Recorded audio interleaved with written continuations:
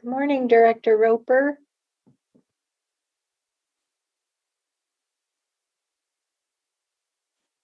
Mr. Moss, do you know if Director Savaro will be here with us today? Whoops, somebody's raised their hand.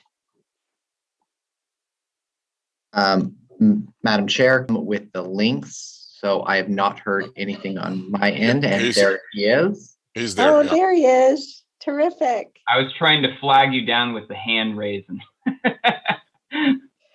Excellent. Oh, my Zoom name isn't. That's good. We are live. If you don't mind, Link, or if you can promote Link as well. Yes, give me 1 second, Comey. I will take care of that. And we are live and ready to go, Madam Chair. Great. Well, welcome everyone to the Tuesday, August 3rd, 2021 Washington County Housing Authority Board of Directors meeting. Mr. Moss. Thank you, Madam Director. All right, the Washington County Housing Authority Board of Directors is now meeting in this regular session, August 3rd, 2021. Director Savara. Here. Director Roper. You're on mute there, Director Roper. Sorry, I just saw that. I'm here. And now my video went gone. I'm here. Yeah. Director Willie. Here. Director Rogers. Here. Director Fye. Here. Director Treese. Here. Director Harrington. Here. All righty. Welcome, everyone, and happy August. The first item on the agenda is public communications for a 2-minute opportunity. Clerk Moss, do we have anyone wishing to speak with us today? We had no one signed up, Madam Chair, but looking to the attendees, does anyone wish to provide public comment to the Housing Authority Board of Directors? Not seeing any hands, Madam Chair. All righty. Then we'll move on to the next agenda item, which is the consent agenda, which today consists of the approval of the minutes for the June 15th, 2021 meeting, as well as to approve the write-off of account balances of former tenants in low-rent public housing program. Do any directors have questions or comments or a motion to approve the consent agenda? I've got a couple of questions, Madam Chair, if it's all right. So connected to the second item, the write-off, super helpful. Thank you for the staff for preparing the memo. I guess I wanted to understand a bit more. There's a line in the memo that talked about sort of how you're balancing the risk associated with some of these increased debts from tenants that move out, with the sort of mandate from HUD that we have to sort of approach this aggressively or be more stringent in application criteria.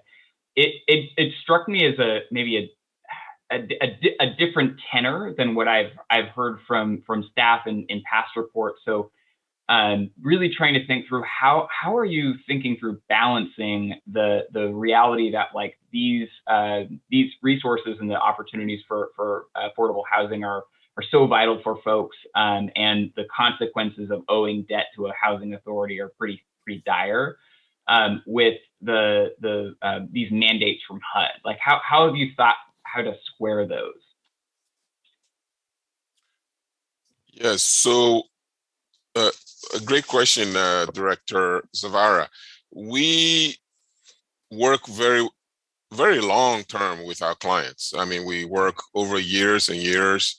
Our average rent, this is the tenant paid portion of public housing, is $300. It's about a quarter of what it takes to run the units. So HUD's directive, yes, they haven't changed to account for the pandemic, but giving the huge amount of public assistance that goes into every unit every year, it's really not too far off field based on the information about the average rent that we get, because the cost alone is 3 to 4 times that. Ling may wish to add more details, and we could go through specific cases. I mean, sometimes, most of the time, is damage to the unit. That's a good, the most significant portion of what is in front of you for write-off. Right. Yeah, and so that's regardless of status. It's more deliberate damage. Ling, you wish to speak a little more? Ling is the Housing Services Controller. Good morning. I just want to add a little bit on Comi's comments. So actually, a little bit differentiation between public housing versus affordable housing. So public housing is really funded by federal dollars. Affordable housing is funded by local dollars or revenue bonds. So there's a little difference between those two properties. And yes, we are trying to go with the HUD regulation, but it's really applied to public housing, which is 244 units. We also have about 600 units is affordable housing. So that's a little different a way we manage those two areas. And the way we have been working with tenants will be work closely with them and figure out what we can do for our tenants, either providing some education for them to maintaining housing units so they don't damage housing units. The way if they don't know how to maintain the units. And the other option will be now we're now working with tenants to provide. Some people just don't feel comfortable to apply subsidies like landlord compensation funds. And we are knocking people's door and try to help them to figure out what ways they can, we can help them to assist making up the lost income they don't have. Another note about public housing is really all their rent portion is based on their income calculation. So if their income reduced, their portion of rent will be reduced. And that's the areas we have been working closely with our tenants to make sure that we receive information on timely basis so we can adjust their rent level as needed. Thank you. Thank you so much for that. Really appreciate the insight there. 68% of the write-off is damages. Yeah. So I have a question then, being a participant in one of your programs, would I go out and, let's say weatherization, for example, there's a draft that comes from a window. Should I go ahead and inform you guys, but yet go out and reach out for resources to get weatherization done for windows to offset? Like, I'm just trying to figure out how to be productive. Is that better to have you guys do it or use other community resources to assist me? Just like okay.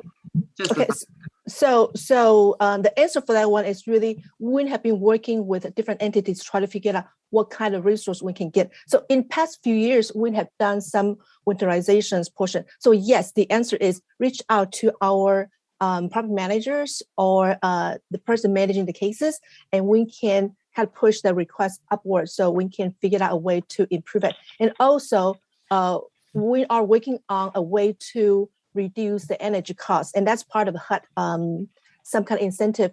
It just has been kind of quiet in the past few years, so we will definitely work on that portion.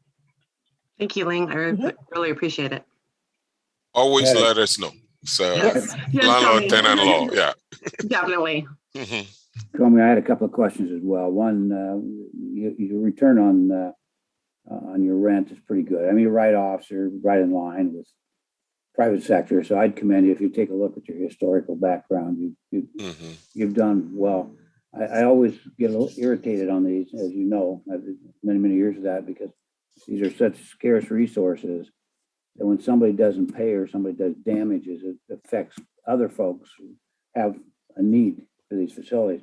So they're really taking away from other people. But the point that I would make is that on the damages, maybe we need to step up our inspections a bit, because if that's happening, landlords who have the ability to go in periodically, take a look at the facility and make certain that the damages are being addressed.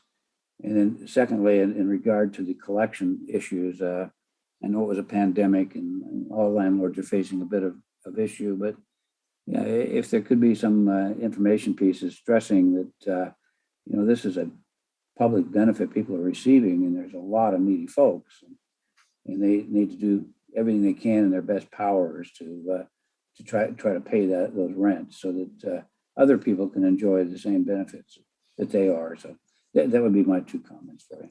Thank you very much, Commissioner Rogers. Yes, we do inspections, but public housing units, the 244 units that we own, we are more or less the landlord of last resort. So we take our time to work with our clients, because once we housing authorities are done with you, the next step is homelessness. So we don't take it lightly, but some of the clients are very difficult to work with, but we do our best to bring them along.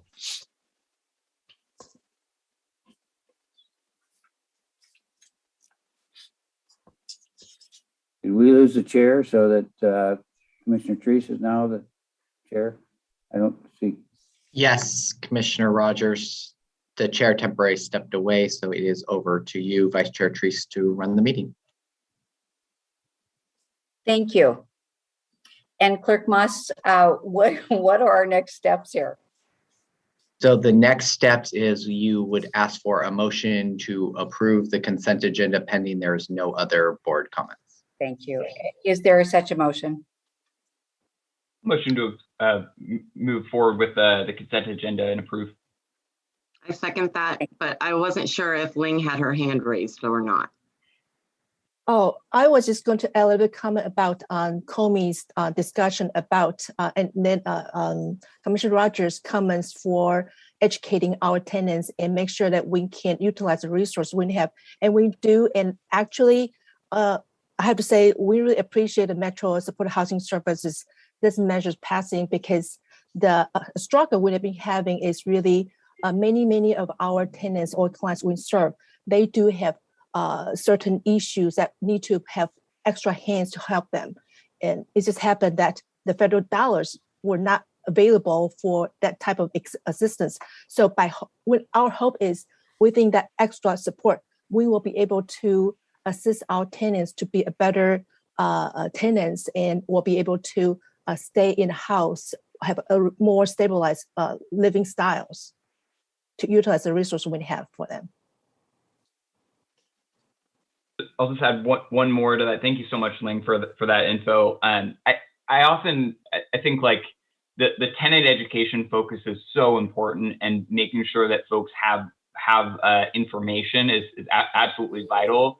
I also want to just think through, like, I love that you kind of are thinking through how to braid other resources into this. And I know one design of the supportive housing services measures was actually sort of this risk mitigation pool. And how do we make sure that part of the reason why tenants are experiencing some of these challenges is because they literally don't have additional funds to support some of the needs that if for instance I had some kind of damage or some kind of issue, I have income, so I would be able to go and pay for that fix.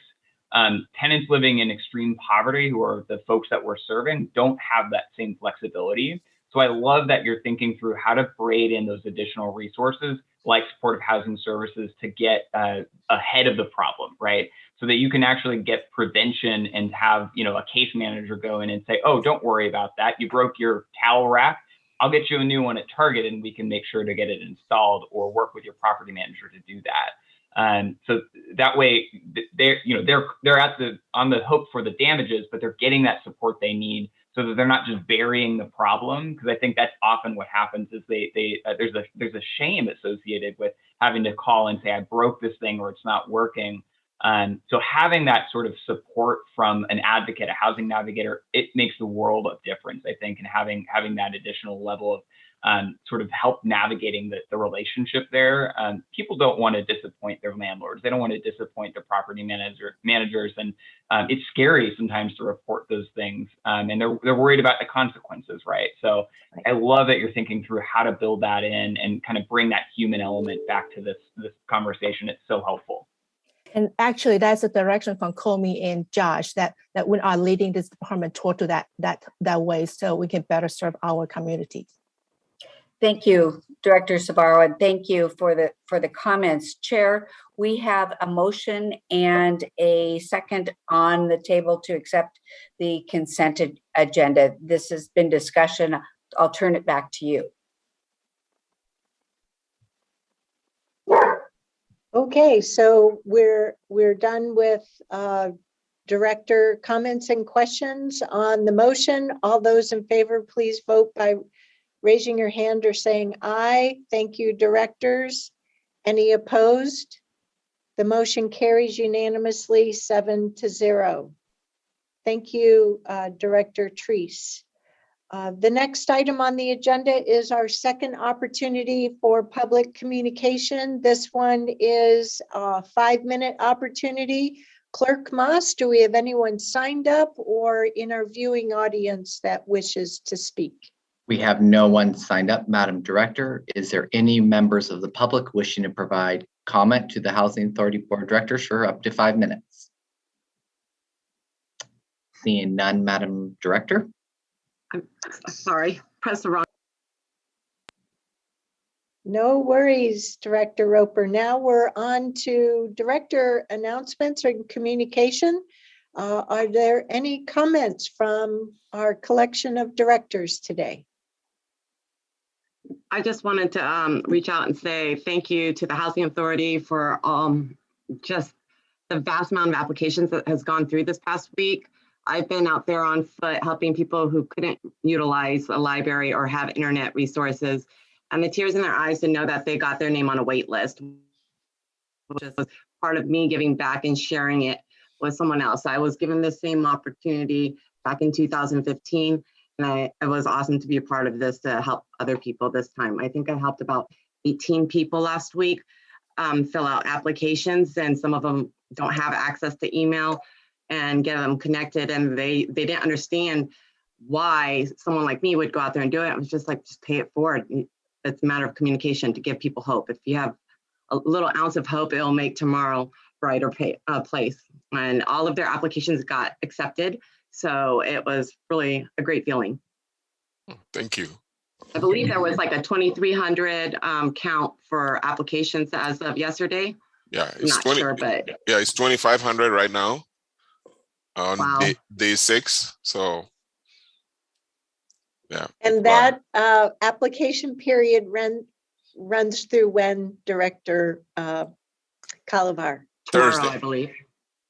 Yeah, well, yeah, tomorrow night. Yeah, Thursday morning.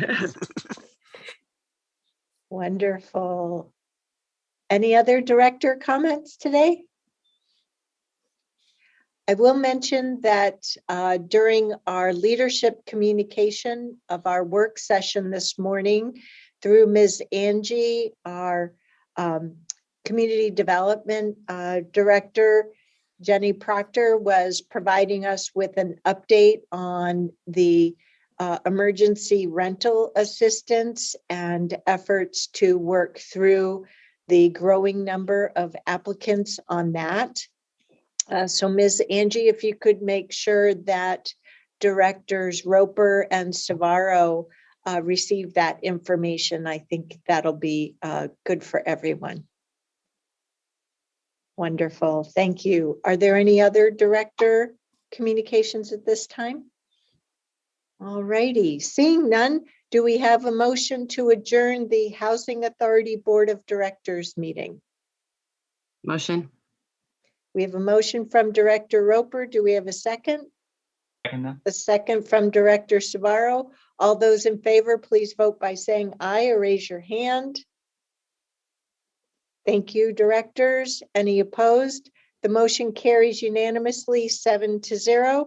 We'll hereby adjourn the Housing Authority Board of Directors meeting and reconvene as the Washington County Board of Commissioners for our regular business meeting. Take care, Directors Savaro and Roper. Well, good morning, everyone. Clearly gavel us in as the Washington County Board of Commissioners this Tuesday, August 3rd, 2021.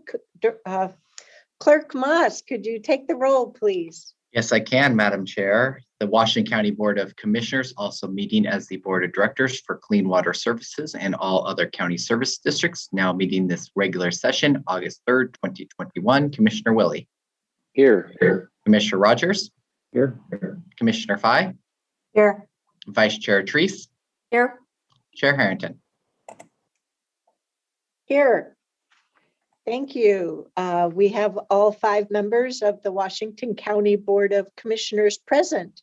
The next item on our agenda is, first I should make it clear that a couple of agenda changes since our agenda was first published.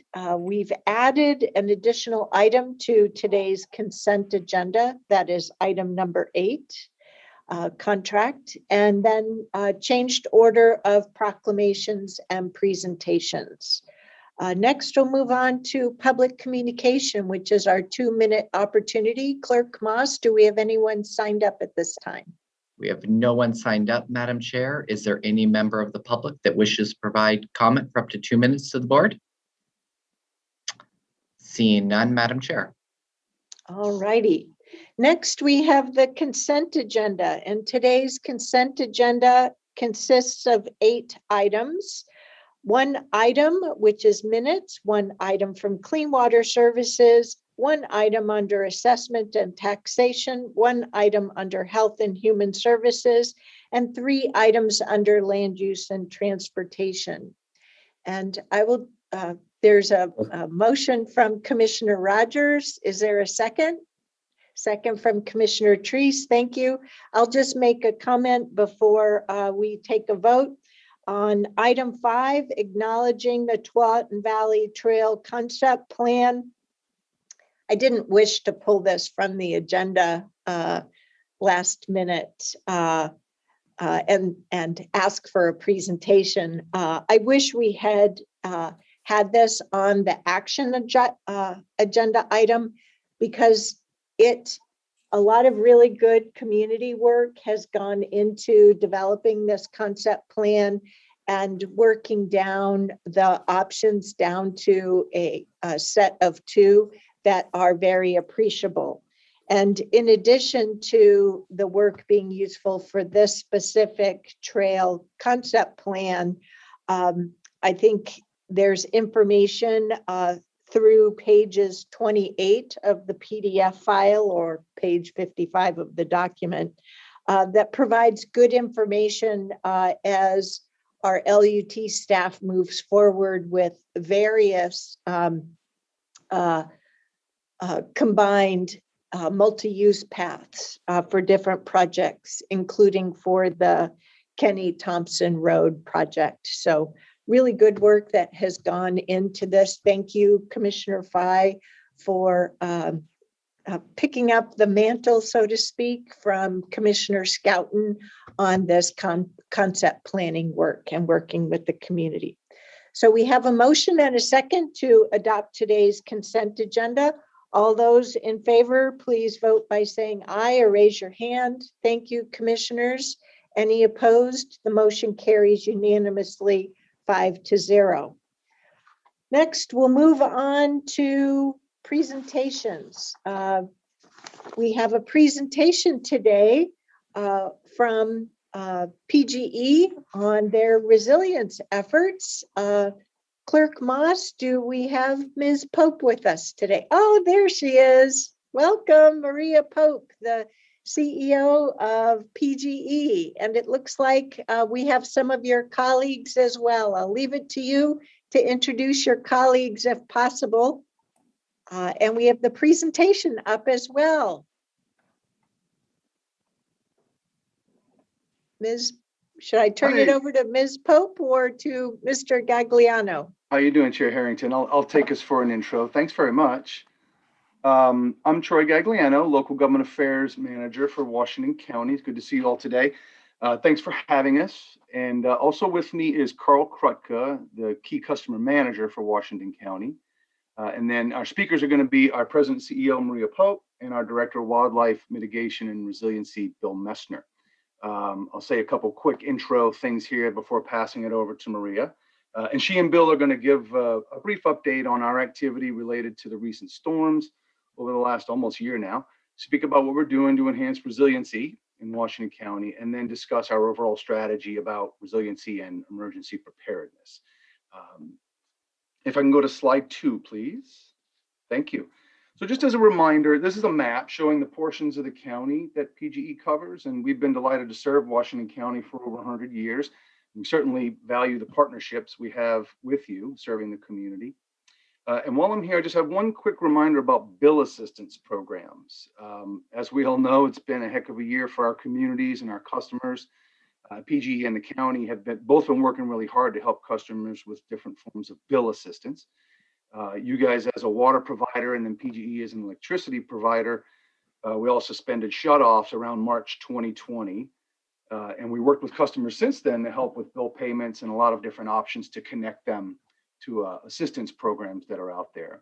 One of those that have been especially helpful was the Small Business Assistance Program that the county authorized funds for, and your economic development staff and Commissioner Willie helped us create that. So thank you for that partnership. That was very helpful for about 330 small businesses. We still have folks with past due bills, but we want everybody to know that if customers call for help, we can still help.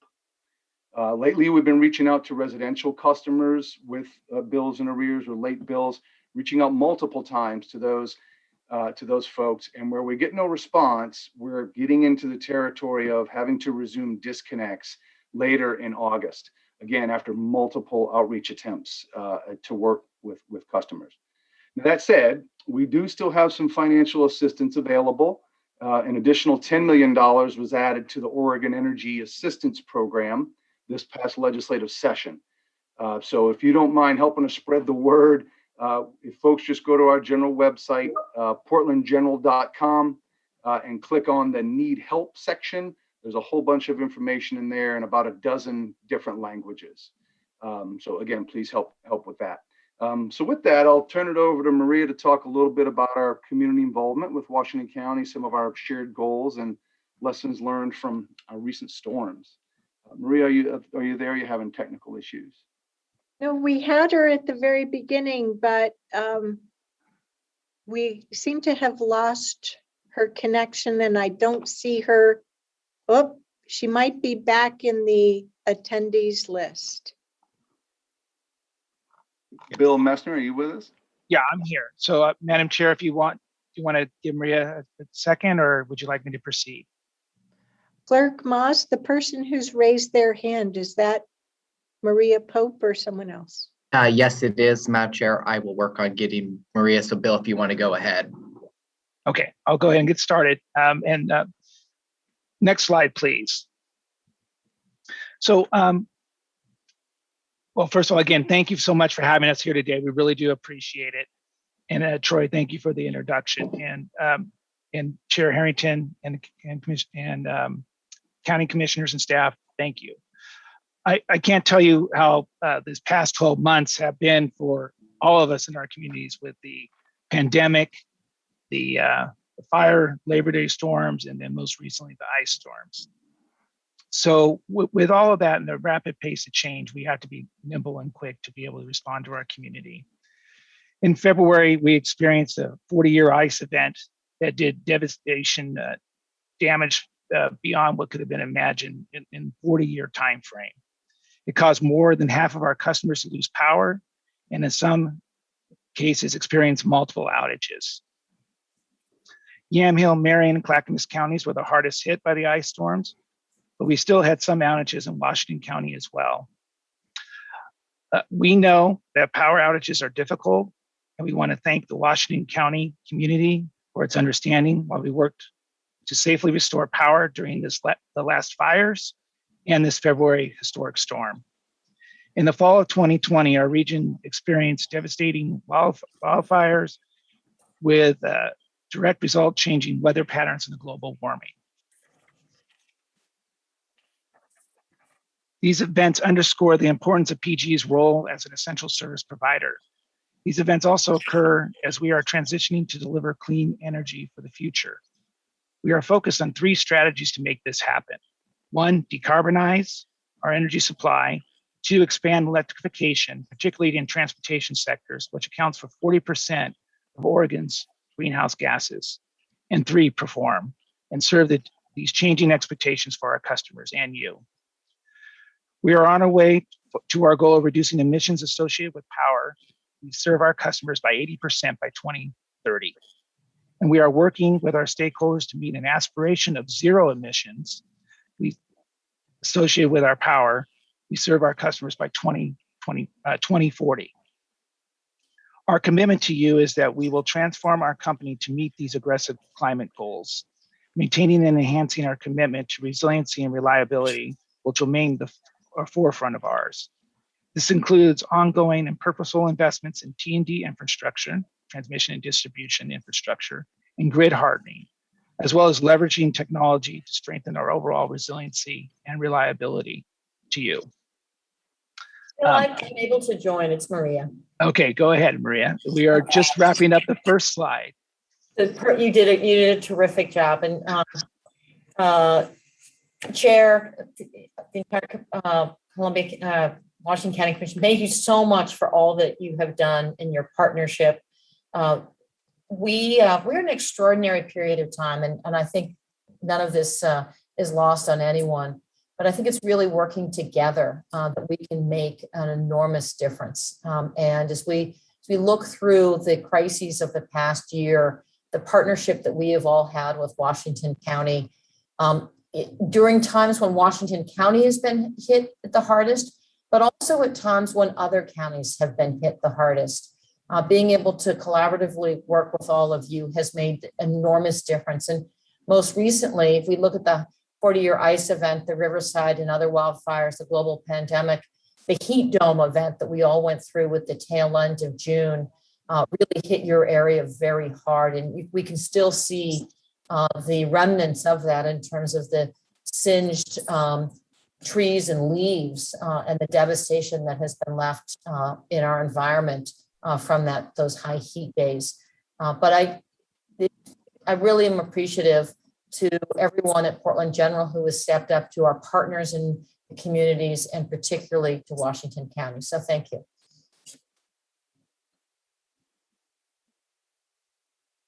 We can go to the next slide, which focuses a little bit more on strong partnership. And you know, as Bill noticed, we have done a tremendous amount to partner with small businesses through the COVID period of time. We have also worked on bill relief. We are beginning to do disconnections, as I know Clean Water Services is already doing that. But our goal is to engage with people, to reconnect them to payment plans and to others. And we have tremendous success already of 24,000 customers who have participated in payment plans already through Portland General, some of which allow for as much as 50% of their bills to be forgiven, and working very, very closely with all of them. I also want to thank Chair Harrington for her advice to the PGE Foundation in the contributions that were made after the historic ice storm to your county, but also to others as well, as we took a look at that. And as a result, we gave 5,000 to food pantries in Sherwood, Beaverton, and to Wallaton. And then as we also work through planning for the future, and Bill will talk more about this, and we're very fortunate for Bill's expertise on the safety and resiliency side, because he's really led our company through being better prepared for wildfires and every other disaster that has come our way. But he's worked very closely with the county emergency manager, John Wheeler, as we move forward. And we're very grateful for that partnership. It's going to take all of us coming together to deal with these issues. And I really believe that we have a lot in common in terms of serving our entire communities, those who are most vulnerable, those whose businesses are also growing, and those who are transforming also on around clean energy. Clearly, we're seeing significant growth in distributed energy resources, in transportation electrification, and in other areas. And we thank you for being able to work closely with you. So let me turn it back over to Bill, who really is our technical expert here and can go through the next couple of pages. Thank you. And my apologies for my technical problems this morning. Thank you, Maria. And again, an honor to be here. And next slide, please.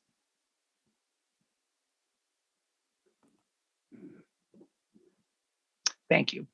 So as Maria and I both alluded to, the February storm was a 40-year storm the damage caused by that recent ice event was unlike anything we have seen in a significant amount of time or decades. The restoration was an all hands on deck, and working with great partners such as Washington County, we are very grateful to that effort and supporting us in our response to the community. What made this storm particularly challenging was that it came in 3 waves.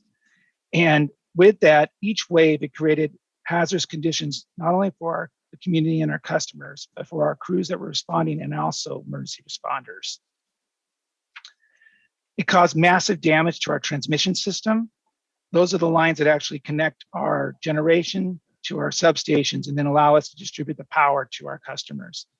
During this whole time, I think it's really important to point out generation was never at risk. Generation performed extremely well. It was the transmission lines that had to be fixed, and then substations and distribution. So we didn't have an event like Texas had, if you remember that, in the same time frame. Ice was as thick as 1.5 inches, which added a tremendous amount of weight to our own assets, as well as surrounding trees that were off right away. And as quickly as we would restore power, another tree would come down and take power out again. And as we pushed more into the territory, damage was significant, and we had additional materials we had to get for all the damage that we were seeing. What was really great about this industry is that something that's been in place for a long time is mutual assistance. And in this case, we had 17 utilities send crews to us to help us recover, and as well as contract crews that we had on property as well.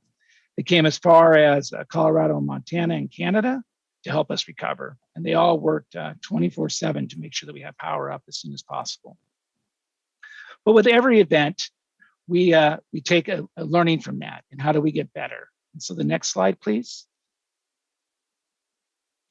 So we're always trying to see how to get better and improve our resiliency. And we learned a lot from these past emergencies and this one as well. But some of the things I want to point out are, developing and continuing to prepare and deploy hardening of our system so it can withstand these type of events. One technology that I'm very excited about is something called a early fault detection system. And so it is a technology that we're actually testing in the Mount Hood corridor right now. But what it allows us to do is able to see faults well before the human eye could ever have seen it. So it is allowing us to do repairs before there is damage that will actually increase the resiliency for our customers and not have unexpected power outages. In addition to that, we're enhancing our fitness program at every opportunity. In the wildfire areas, we do inspections. Our intention is to get there pre-wildfire season, so we're making fixes well before that fire season's declared. Recognize that with the global environment that we're having, fire seasons are becoming longer. And so this is becoming a challenge as you can look at to our friends to the south of us. Their wildfire season is almost 365 days a year now in California. In addition to that, we're making improvements in Washington County specifically. So there's a lot of growth that we see happening in this community. And as a result of that, we are investing in upgrading transmission lines and substations to meet that demand, especially in the Beaverton and Hillsborough area. But with this investment, we'll also be hardening the grid and be more resilient as well. So we're actually doing both, serving the customers and then making sure it's there in these times of crisis. Next slide, please. So as Maria alluded to, that we don't prepare just for one crisis. We prepare for many of them, unfortunately. But the key here is to be prepared. And so we've had COVID, the global pandemic that we're still dealing with as a community.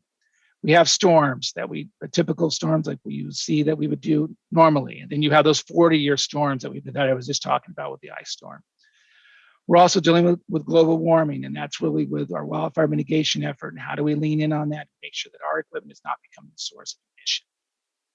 We also have bad actors in this world that are trying to do cyber terrorism to others. And a good example is that of what happened to the pipeline on the East Coast. We are preparing our own systems to make sure that doesn't happen. In fact, we test our own people periodically to what we call phishing emails to see if they will click on them, because that is typically the easiest way to get into a computer system if somebody clicks on the wrong email. But we test on those and we report on that, we retrain on that. And we also have to deal with physical security. So we just made a large investment on our physical security capabilities in terms of badge access and cameras. We also want to make sure that our crews are safe as well when they're responding to service our equipment. The other item is that Cascadia event. Many people talk about this, about if this happens, I talk about when, and we need to be prepared for that. And when this event does happen, I don't share this to scare people, I just share this to be for awareness, is that it will be an event that goes from Seattle to California. We all have to be prepared for that. And it will take a long time for us to recover. And we're going to need good partners like Washington County to make sure our community is well positioned as help comes into the community. And then lastly, we are part of a regional grid that it comprises of 15 Western states as well as Canada. And with this regional grid becomes a lot of resiliency because it gives us the ability to manage our grid with flexibility, but also we have to be prepared in case one of those regional states or entities has an issue. So we have to prepare for those types of situations as well.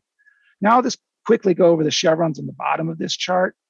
So we have emergency planning and exercises. So we are a NIMS company, National Incident Management System company.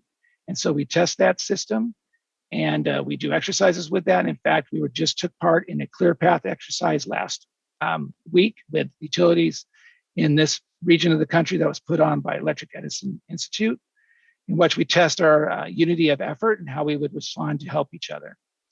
We have a tabletop exercise we're doing tomorrow with several counties, including Washington County, where we're testing reverse 911 capabilities if we had to do a public safety power shutoff and how we would inform customers and those in the community that power may be being turned off to prevent a wildfire risk. And we also have a tabletop exercise on Thursday, again, with several counties going through the PSPS type event and doing a page turn on that about what we would do, what information the county would need to be successful in order to support their community. We do system improvements. So this is investing, some of the things that we talked about in terms of hardening the system, but it also includes seismic investments. We have redundant systems. One of the buildings we're constructing right now, it's in the final stages, is something we call the Integrated Operations Center. It is designed to withstand a Cascadia type event and it allows us to recover quickly. It's in the Tualatin area. And with that, it houses a lot of our sensitive operations. So we have a nerve center that can get the grid back up and running as soon as possible. One of the neat things about this location too is it does have trailer hookups. So in case, think of an event where FEMA needed to come in, we have the capabilities where they can come in and hook up and be right there next to us. And then lastly, strategic partnerships. Clearly, this is an example of those strategic partnerships that we need. We don't need to develop partnerships in times of crisis. We need those well in advance so we have that trust and capability to execute as best we can for those that we serve. We also are part of, I mentioned EEI, the Electric Edison Institute, Western Energy Institute, and we're also members of an international group on wildfire that has utilities from Australia, North and South America, so we can expedite this learning on how to make sure that the system is there, electrical system is there, and not a source of ignitions. Next slide, please. And this is my last slide before I turn it back over to Maria, but I really we're in the middle of fire season now. And so I wanted to touch a little bit on this and share some things. I'll concentrate on the picture first. The Mount Hood, the yellow areas were designated as PSPS zones, or public safety power shutoff zones, where we would proactively turn off power if certain conditions, environmental conditions were met. So think of that Labor Day storm when we had those really hot, dry winds. We initiated that process in the Mount Hood corridor, so we would take away that electrical source as being ignition. We've done risk analysis over that last event to this year. We've added 6 more zones, and those are what you see there depicted on this image. That is done by fire risk modeling, and we do 10,000 plus iterations to figure out where those zones and how we should identify those zones. We're in the middle of doing design and construction standards, so we're moving towards a ductile iron pole in terms of the wildfire zone areas. This also has the benefit of reducing risk when it comes to ice storms, so that we're getting double resiliency if you think of it that way. I talked a little bit about our inspection and vegetation maintenance program that is very extensive in these areas across our whole territory as well. And when we're in fire season, we do change how we operate the grid as well. So we reduce the risk by how we operate the grid. In terms of if there is a fault, we will in certain conditions, it won't automatically reset itself. We will actually go patrol that line before we reset it to make sure there's no source of an ignition on that line. And it's really about being prepared and being able to respond and recover. And our community outreach, we've done a significant amount of outreach with your staff, and we really do appreciate that, but with a lot of communities as well, to ensuring that we have people understand what we're trying to do and make sure that we have answered their questions well in advance. And with that, that's my last slide, and I'd like to hand it back over to Maria. Thank you, Bill.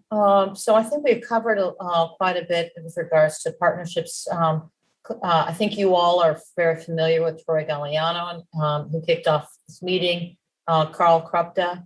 Carl is our key customer manager. So many of the large businesses who have very particular energy needs in your county are under Carl's management from electricity standpoint. And I will tell you that growth and interest right now. So there's a lot of business coming everybody's way.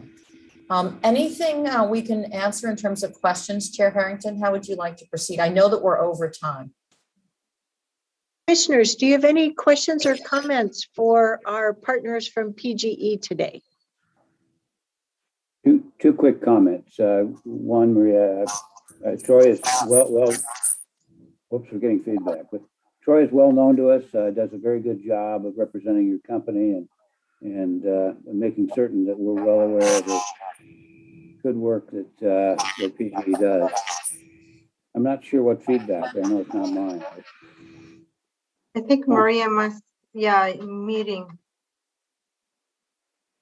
Okay, the question I have, and it's not a little more global maybe than today, I don't have a very good understanding of your sources of power. I know you still have some coal fire plants. I understand you have some ambitions maybe to take some of those sources down, which means you're going to replace them with wind, which has always been subject to a lot of interruption, depending on how the wind blows and other issues. What's our interest? Not to interfere, or my interest, not to interfere with a 100-year-old company who's done an outstanding job. But as we continue our economic development efforts in attracting businesses here and talking positively about the ability to grow, it might be good at some point for you to inform us what all that means. Because if you're going to have a lot of power interruption or your capacity is in any way inhibited, it's going to be very difficult. So again, it's well beyond your presentation today, but I'd be curious to know how to message that. So Commissioner Rogers, you know what I would suggest is this fall sometime, we take you on a bit of a field trip, and maybe Chair Harrington, your entire commission can visit our Integrated Operations Center, and you could see in real time how we're integrating all the variable resources using our collaboration with other utilities across the West. We have closed the Boardman coal plant, and we brought online wind, solar, and battery storage. We are working with the other co-owners of a coal plant in Montana, which we own 20% of, to bring that to an early conclusion. And a matter of fact, we talked last Friday with investors and others about reducing our investment in that plant through 2025. But I think a picture paints 1,000 words, and we would be honored to host you and your commission and staff, Chair Harrington, at our Integrated Operations Center, so you can see how we pull all of these resources together, maximizing wind and solar. So for example, we're importing a tremendous amount of solar out of California and the desert Southwest as we speak, because while it is sunny outside our windows, it is really sunny down there and they have access. And I think being able to share this with you of how the grid has evolved and how it will evolve in the future, I think would be a terrific opportunity for all of us. Thank you. Thank you for the invitation. We'll have to see how we can integrate that into our future calendar. Other commissioner questions or comments for today? I don't see any other commissioners unmuted. Oh, go ahead, Commissioner Treese. I just want to say thank you for the outreach to us. And I want to reiterate what Commissioner Rogers said. I know both Troy and Carl, you do a great job with our communities. Thank you. And with our businesses. Thank you for pointing out the fact that during the ice storm, there was a coordinated work throughout the utilities to provide the service. And I just like to call out the Forest Grove group for participating in that as well. So thank you for everything that you do. Thank you for the update, and we appreciate you being here. Well, thank you. Thank you. Forest Grove lent us tremendous resources, not only during the ice storm, but also during the fire. And it's a phenomenal partnership, and we are in their debt. So when they need help, we will be there for them as well. I know you will be. Of utilities is we help each other. Thank you, Ms. Pope, and to your team, echoing what Commissioner Rogers mentioned, and you as well. You do have a great team, and they are familiar to us. For the purposes of the whole board, I just have a couple of items I want to inquire about. So for the slide on wildfire prevention and response with the public safety power shutoff zones, I understand from your prior map on your service area that your service area, while it has an island for the city of Forest Grove, because they have their own power and light for local delivery, your service area extends out through the county line there, and the forest lands and residents to the west of Gales Creek, north and south. And so I'm wondering, especially both the reminders of last fall with wildfires out that way, as well as for this wildfire year, does there not need to be a wildfire prevention and response out there, or is it just that there are so few residents but not the same level of risk? So, Chair Harrington, we've had an enormous debate on this topic. And for our own organizational structure, and given the risk modeling that has been done by ourselves and then also by leaders in the community and the different, particularly fire marshals and others throughout who have decades of experience, we work collaboratively. And we've modeled the highest risk areas, but it doesn't mean that should Mother Nature do something differently, we will react. And last year when we proactively shut off power in the Mount Hood corridor and that area, Bill will tell you, we also shut off power in concert with Tualatin Valley Fire and Rescue and many others. And I think, Bill, was 8 other locations. That's correct. Please know that this map does not indicate that we have any less concern, irrespective of how many community members are in those areas. It simply was what the science is currently telling us, and we will change and adopt every year. Okay, thank you. Then I was also wondering, I only have 2 more things.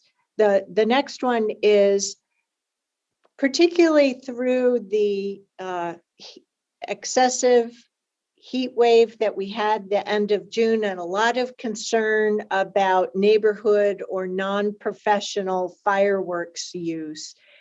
Throughout your agency, did you experience any impacts from people's mischievous nature to local transmission lines or any? We did not during the high heat event. I would say people stayed pretty much inside. We used a significant amount of additional energy that we procured regionally, as well as ensured reliability of all of our generation assets. And we worked with our distribution system and had additional staffing of our line crews throughout the entire weekend and going into Monday, so that when a transformer in the neighborhood or a fuse or something went out of service, we were able to immediately roll a truck to get people back online. We appreciate that during that period of time, it not only is a challenge for electrical equipment, which does not do well in high heat or in cold, but it also was a time of tremendous stress through all of our communities.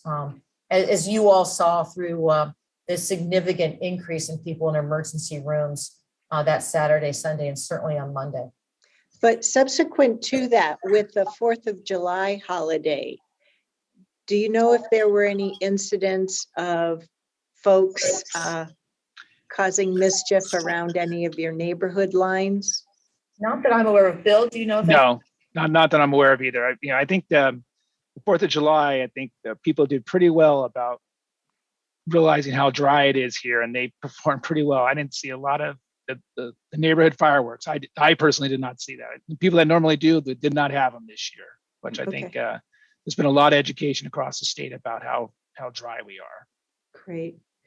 Thank you. And then the last item for the board's benefit is we have asked our cross-agency staff through the direction of Ms. Angie for Washington County and Ms. Taniguchi Dennis for Clean Water Services to come to us with a cross-agency status update with regard to how we're positioned for climate challenges moving forward. And occasionally, we are also this fall kicking off a new community engagement effort for our Major Streets Transportation Improvement Program. So our current policy is for power lines along the arterials that the county has not paid for the undergrounding of those they're not distribution lines from your vernacular, but the lines along the major arterials like Baseline and Cornell and Murray. We do have newer neighborhoods tend to have undergrounding for the homes, but we do have some legacy neighborhoods or older neighborhoods that have power lines from poles to houses. So I'm wondering if you have any issue papers or any information that can help us get our heads around what kind of risks we might face as a county with power lines affected by storms and or a Cascadia effect with downed power lines. Because part of what I'm thinking about is, we do continue to have to invest in additional tree trimming along these arterials, as well as your efforts through neighborhoods to make sure the lines are clear. And I'm wondering about the costs annually of that versus doing some undergrounding retrofits moving forward. Do you have any information available to us at a high level? So first of all, the costs of undergrounding are very significant, particularly the distances that you're talking about. However, when we take a look at the totality of costs, I think it would make sense for us to sit down with some of our engineers, your city organization, and for us to make sure that we're all on the same page. It is our intention to serve you best and to work collaboratively on these. And so I think it's, while we can throw out some numbers now, I think the thing to do would be for us to maybe Troy to lead a group between the county and PGE to bring back to you the cost benefit discussion of what we could be looking at. I think we need to remember that with changing times comes a need to reevaluate how we're thinking about things. And there may be some choices on things you want to underground in certain areas, but not in others. And so we'll try and work with you on that together. Thank you. It's along those lines that my mind has moved, Yes. compared to what we knew 10 years ago. It seems like, wow, These climate change effects are here now. They're not a future item. Though I hope we can stave off a Cascadia subduction zone earthquake decades into the future, like a century maybe. Thank you again for being here. Very informative, and we appreciate all that you and your company do day in and day out to give us copious amounts of power 24 hours a day, 7 days a week, 365 days a year. Thank you. Thank you all. very much. Thank you for your time. Bye-bye. All right. The next item on our agenda is a proclamation. I'd like to turn it over now to Marnie Kyle, if we could, for a proclamation to proclaim August 2021 as National Breastfeeding Month in Washington County.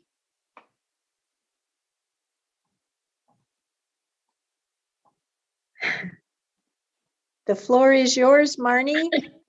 Good morning, Chair Harrington and Board. Marnie Kyle, Director of Health and Human Services, and I can't see who's on, but I'm very hopeful that Tara Olson, our Women, Infants, and Children WIC Program Manager, and She's here. Jeanette, okay, great, and that Jeanette is on. So I will turn it over to their capable hands to share information about breastfeeding support in Washington County. Hi, good morning. I'm Tara Olson. I'm the Program Supervisor for Washington County WIC. And thank you for having us, Chair Harrington and Board of Commissioners. And I'm here to introduce Jeanette Lopez, who is our Breastfeeding Peer Counselor Coordinator Manager. And she is our Public Health Lactation Consultant. So I'll go ahead and give the floor to Jeanette.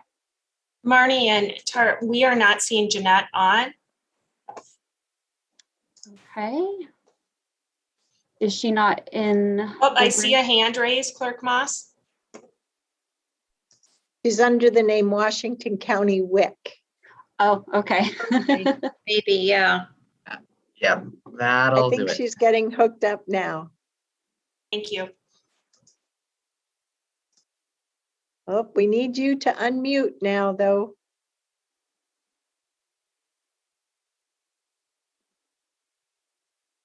And turn your video on. Here I am. There you are, yay. Thank you, sorry about that. Well, I would like to start by thanking you all for this opportunity today. Today's brief presentation will begin by talking broadly about the importance of supporting breastfeeding for our community and beyond. And then I'll get more into detail about what Washington County Public Health is doing specifically to protect, promote, and support breastfeeding in our own community. So next slide, please. Okay.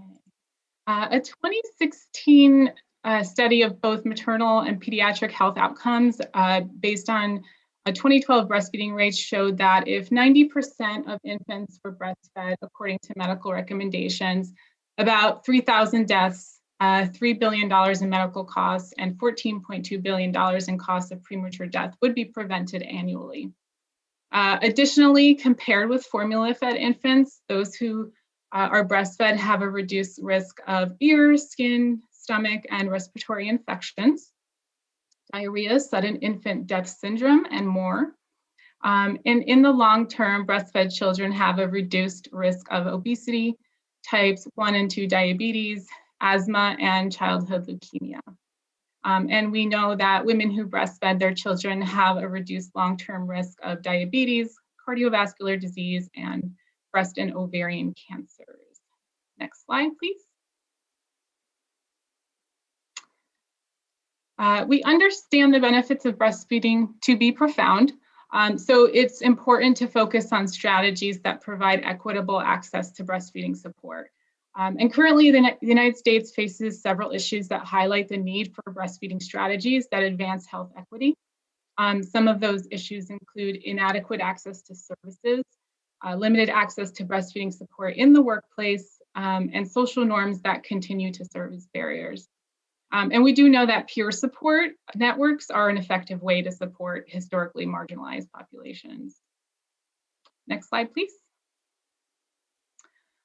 Research shows that infants and children are the most vulnerable during emergencies, and breastfeeding keeps those infants protected. And it's encouraged that breastfeeding parents who have discontinued breastfeeding get the support they need to get breastfeeding going again. Next slide. We know that when employers support their breastfeeding employees, there are significant impacts.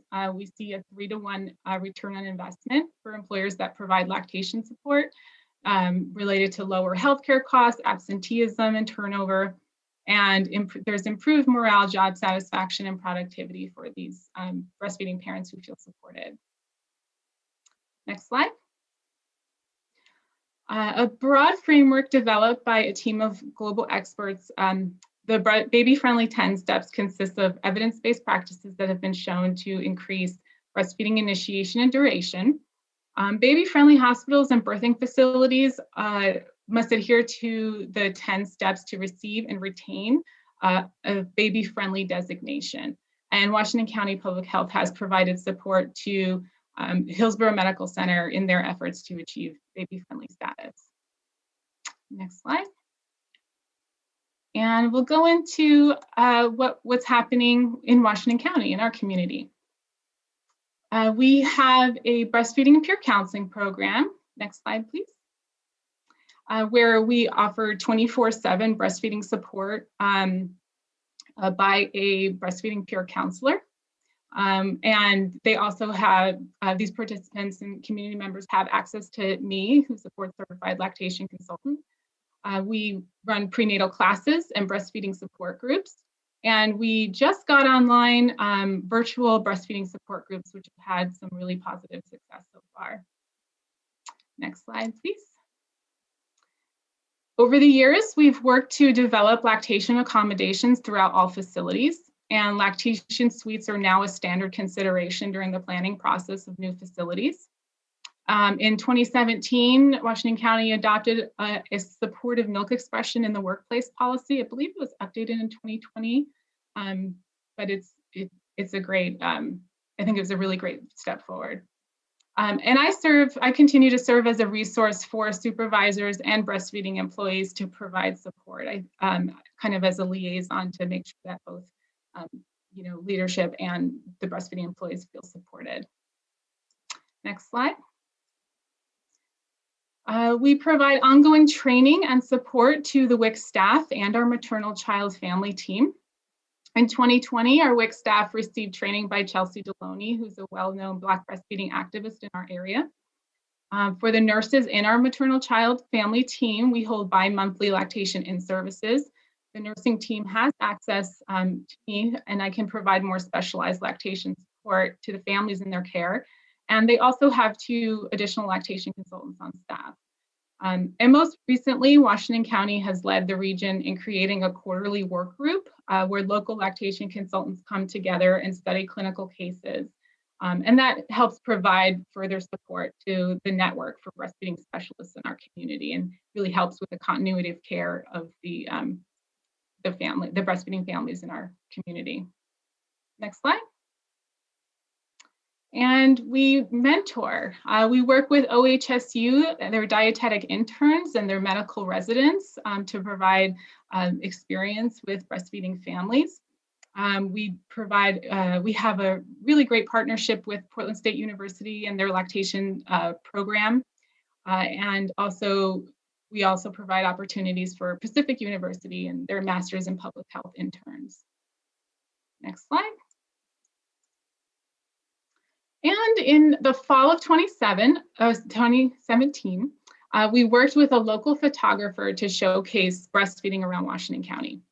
What resulted was a library of high quality images that are used by the WIC program to normalize and promote breastfeeding in our community. And I'll end the slideshow by showing you a few of the beautiful images that came out of that project. And you can kind of scroll through on the slideshow to the end.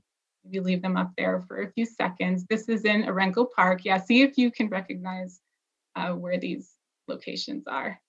Next slide.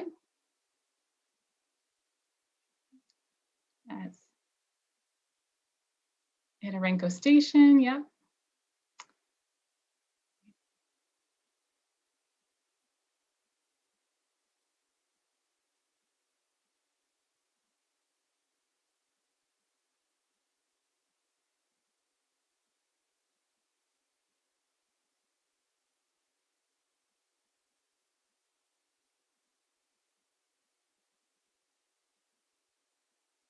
Great, thank you so much. So that's the presentation for today. Are there any questions I can answer?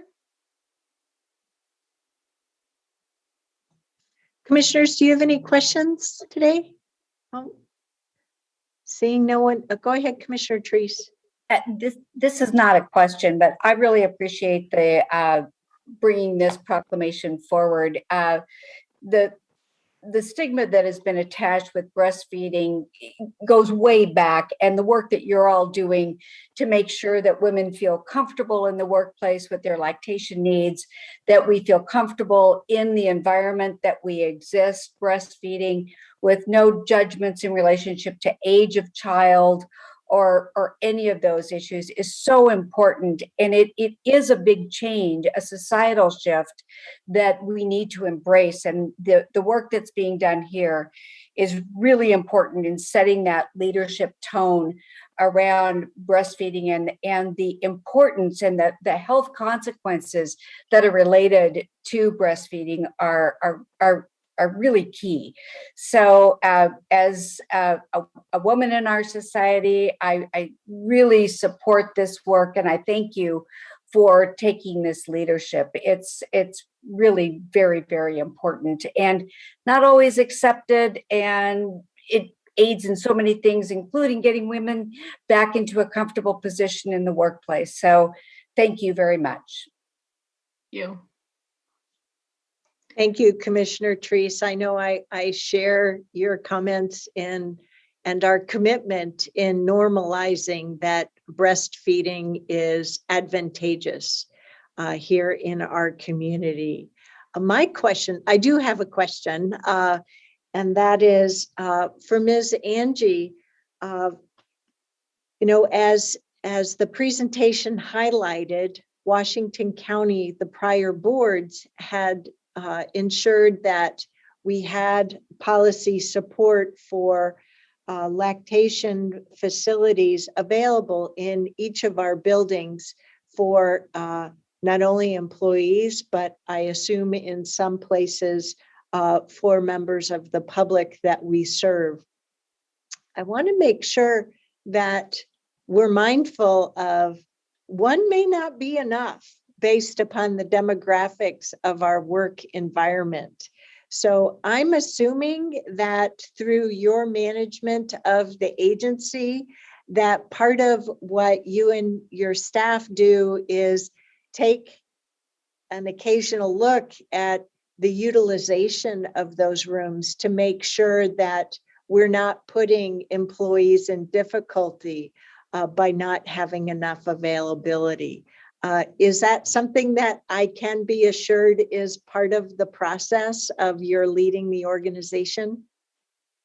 Chair Harrington, that's a great question. And I think just as this proclamation has raised the profile of this issue for the board and community, it has for staff as well. So yes, Eva Labonte and I are discussing this. I also think there's another strategy that we need to look at, also ensuring that we are creating inclusive spaces as we look forward to our facilities master strategic plan as well.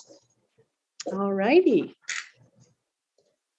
Well then, thank you, Ms. Angie, and I'll turn it back over to Marnie and your team with regard to the reading of this proclamation today. Thank you, Chair Harrington. Jeanette, you are welcome to read the proclamation in honor of all the work that you're leading for our organization, if you're comfortable with that. Sure, I'm happy to. Thank you. Great.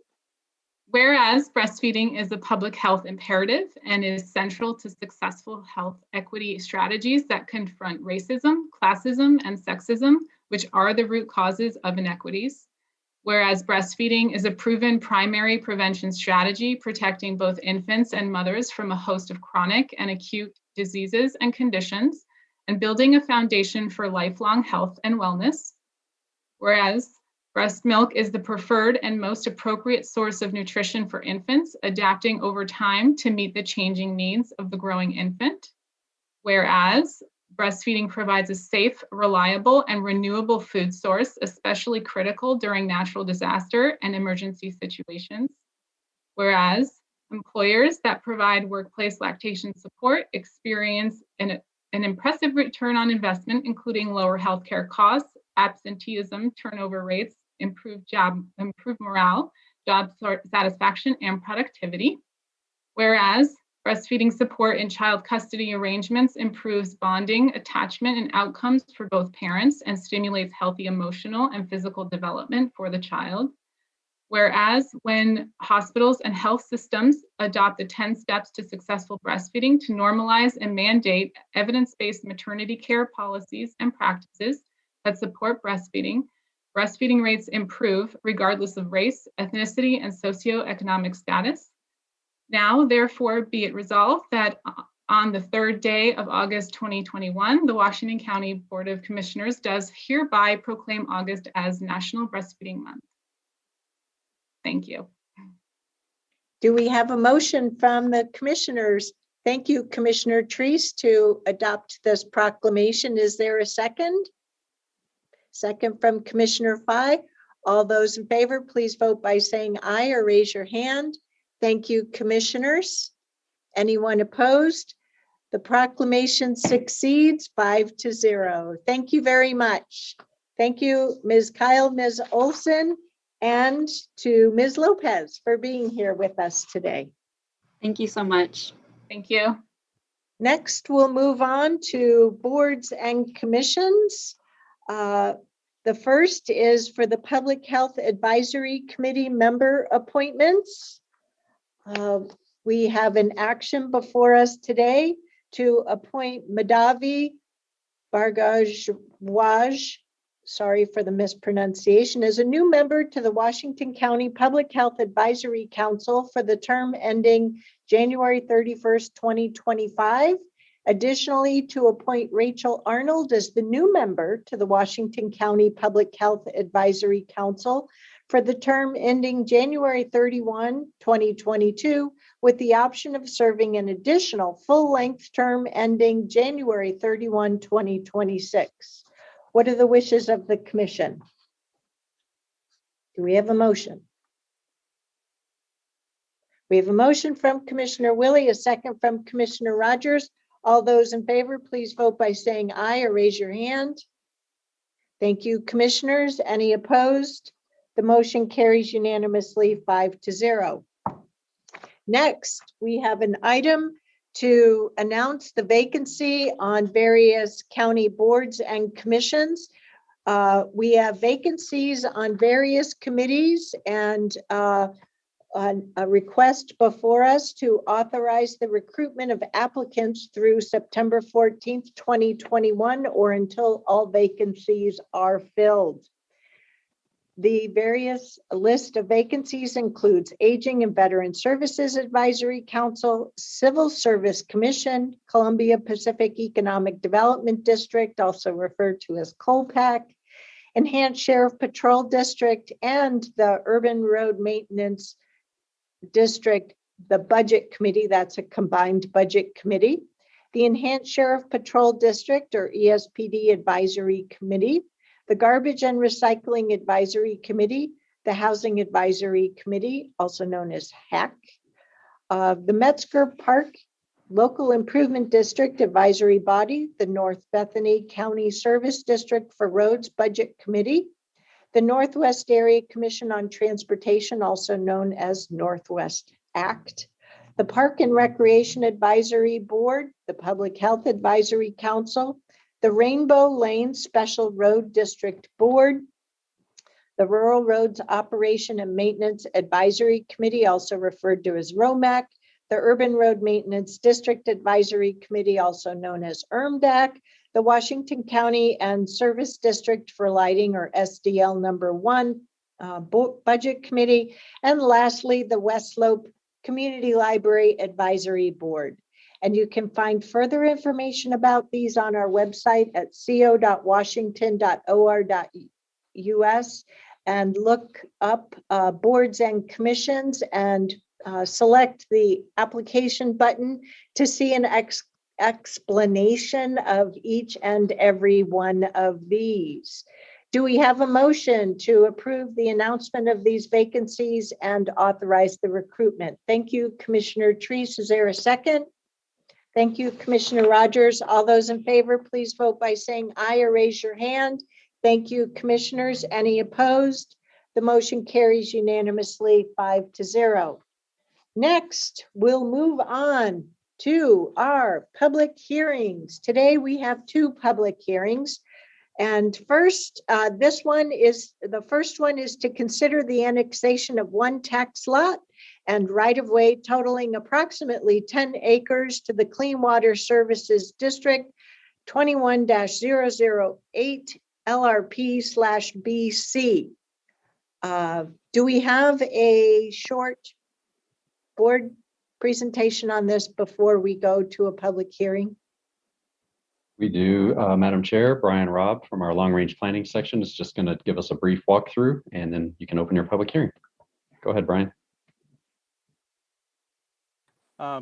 Good morning, Chair Harrington and Commissioners. I'm Brian Robb, Associate Planner with Land Use and Transportation.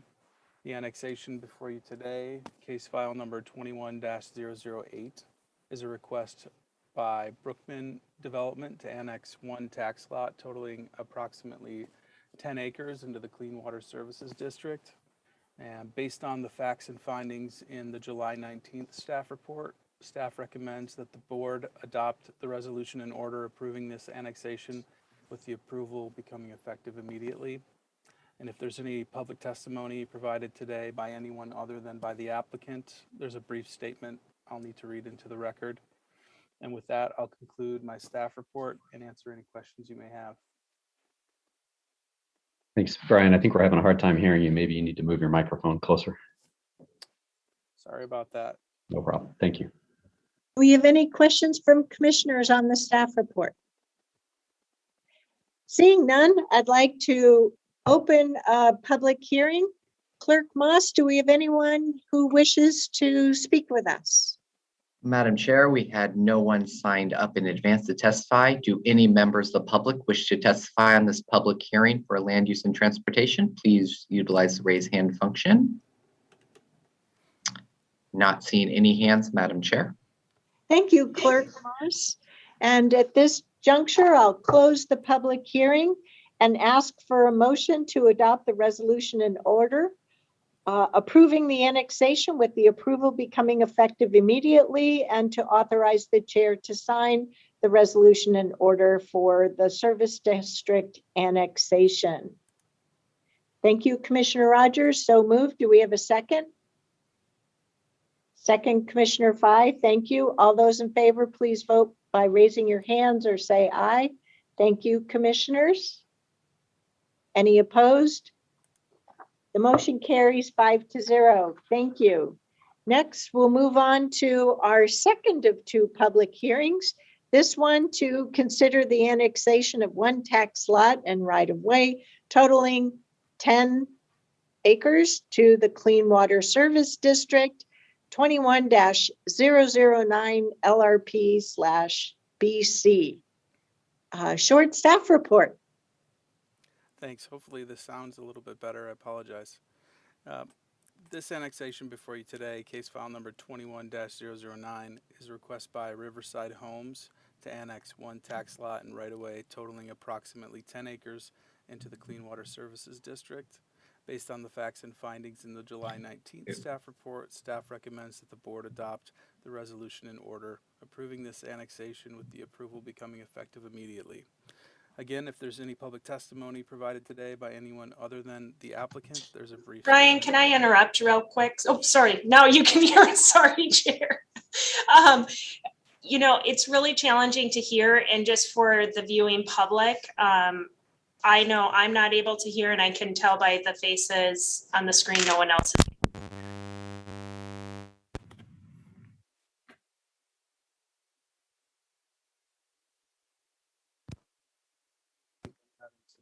technical difficulties here.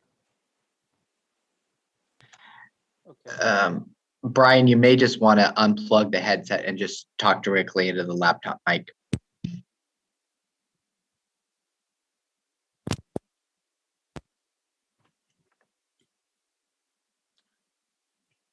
Are you able to hear me now? Yeah, much better. Okay, great. Well, I'll just start from the top if that's okay with everybody. Sorry about that. The annexation before you today, case file number 21-009, is a request by Riverside Homes to annex one tax lot and right-of-way totaling approximately 10 acres into the Clean Water Services District. Based on the facts and findings in the July 19th staff report, staff recommends that the board adopt the resolution and order approving this annexation, with the approval becoming effective immediately. Again, if there's any public testimony provided today by anyone other than the applicant, there's a brief statement I'll need to read into the record. With that, I'll conclude my staff report and can answer any questions you may have. Commissioners, do we have any questions on the staff report? All right, seeing none, I'd like to open a public hearing. Clerk Moss, do we have anyone who would like to testify as part of today's public hearing? We had no one signed up in advance, Madam Chair. Are any members of the public wish to provide public testimony on this public hearing for land use and transportation? Not seeing any hands, Madam Chair. Okay, well, seeing none, we'll close the public hearing. And at this juncture, I'd like to entertain a motion to adopt the resolution in order approving the annexation, with the approval becoming effective immediately, and authorize the chair to sign the resolution in order for the service district annexation as proposed. Thank you, Commissioner Willie. So moved. Do we have a second? Thank you, Commissioner Rogers. We have a motion and a second. All those in favor, please vote by raising your hand or saying aye. Thank you, commissioners. Any opposed? The motion carries unanimously 5-0. Thank you.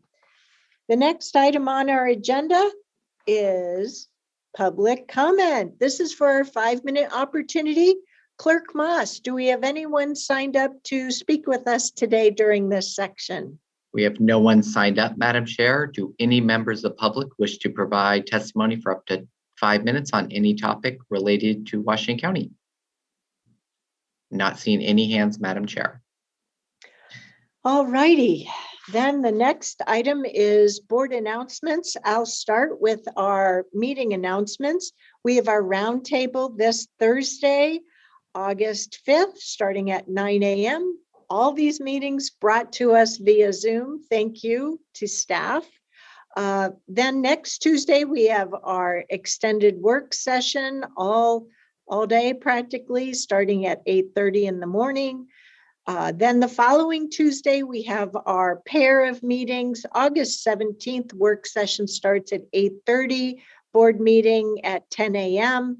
And then to close out the end of the month, August 24th, another pair of meetings with our work session in the afternoon at 2 p.m., not a.m. as it says on my posted agenda.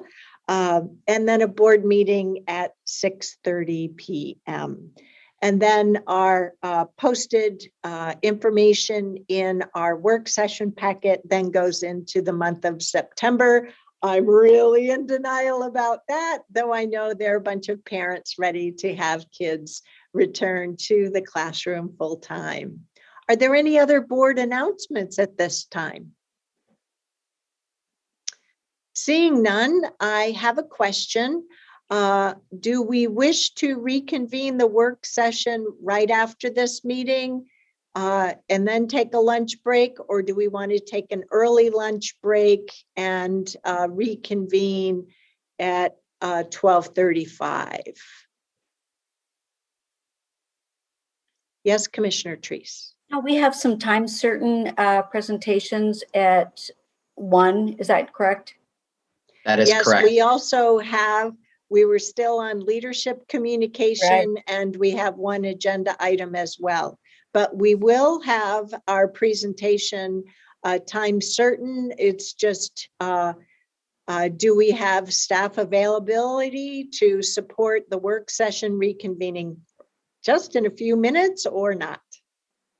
So we have staff positioned to support either moving right into work session again or taking a lunch break, because the board has not had a break yet this morning, and reconvening at 12:30.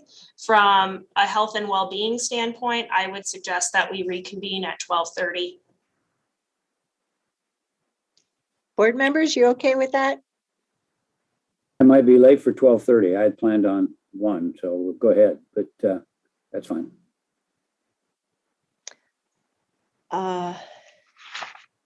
Okay, so we'll go with that approach. Do we have a motion to adjourn the board's business meeting? We have a motion from Commissioner Treese, a second from Commissioner Willie. All those in favor, please vote by saying aye or raise your hand. Thank you, commissioners. Any opposed? The motion carries unanimously 5-0. And we will be back at 12:35 for our work session and pick back up with leadership communication. All right, and commissioners, you will be on the afternoon Zoom link, and I will update that we're starting at 12:35. Thank you, Clerk Moss. See you a little later.